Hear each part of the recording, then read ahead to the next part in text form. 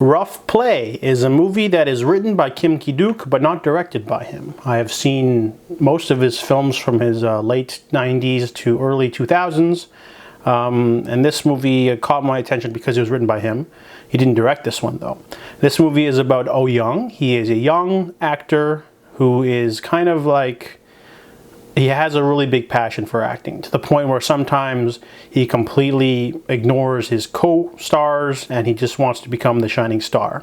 So in the opening sequence, he's doing a play where he's talking with his girlfriend about how they're reminiscing about old times. He pulls a knife on her in the middle of the scene because he's just so into it, much to the ire of the actress, and he makes a scene in front of the audience.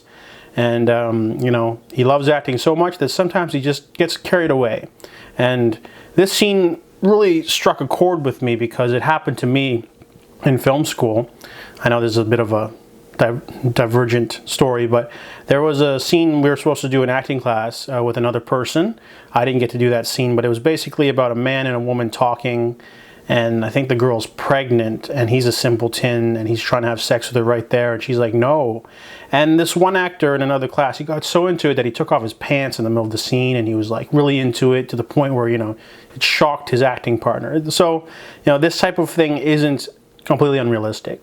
So it starts off with Oh Young doing all this stuff when he gets contacted by a scrupulous manager who says, hey man, if you're willing to put in the work, I can make you big. And Oh Young sort of, you know, dismisses him. He's like, no, I don't want to do that. And then eventually he caves and he has to sleep with an older woman in order to, you know, get favors, in order to get his first film role, which is a supporting role in a gangster movie, you know.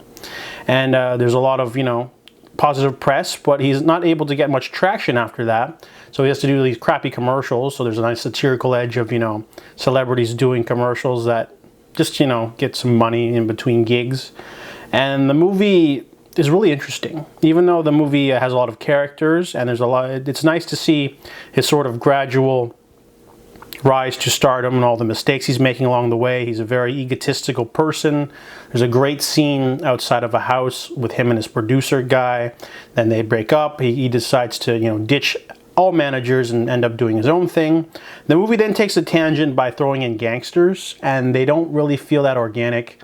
I can see the whole casting couch thing being really realistic, but I'm not really sure if the whole gangster thing is even like true or not. So it doesn't feel real, and they didn't really try to make it all that real. However, there's one really great scene in a club that's really suspenseful. That scene's just amazing, with a nice surprise cameo. And overall, though, this movie has a really weak ending. It's very thematic with a lot of symbolism. I really liked the ending, but I didn't think it was satisfying. And I just kind of feel like this story has more of an aimless sort of feel to it, that it would have been like way better as like a 8-episode miniseries. There's just so much story, and I was so into it, you know. But you know, as a movie, they're limited by screen running time, so the movie's over in like an hour and 50 minutes, and I kind of wanted to go on. I wanted to see where he's going, and the ending wasn't very good, and it just, you know, I wanted to see like the continuing adventures of Oh Young trying to make it in the film industry, because there's a lot of like satirical jabs here and there. Like he's always, every time they say we're gonna do a gangster movie, it's shot on the exact same lot, like the field, and there's always someone stabbing someone else, and it's almost making like a satirical jab that all gangster movies can be kind of pretentious like that. And I liked all the little, you know, metaphysical things that ki-duk was doing in the script, and the acting's okay. I really like this hilarious scene where a fan starts berating an older actor for no reason, and he gets so mad at her. And it also, the movie like just it really touches on all these different real parts of the industry beyond just the casting couch. There's also the whole scandal thing, where if someone, you know, gets in a scandal, their career basically takes a dive, and they can come back maybe within a couple of years after everything's blown over.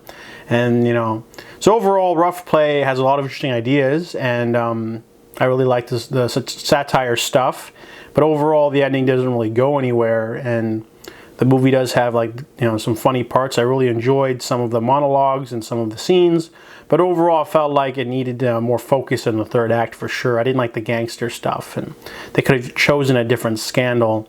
And overall, Rough Play is an interesting movie, but it's not completely perfect. So I give it a 6 out of 10.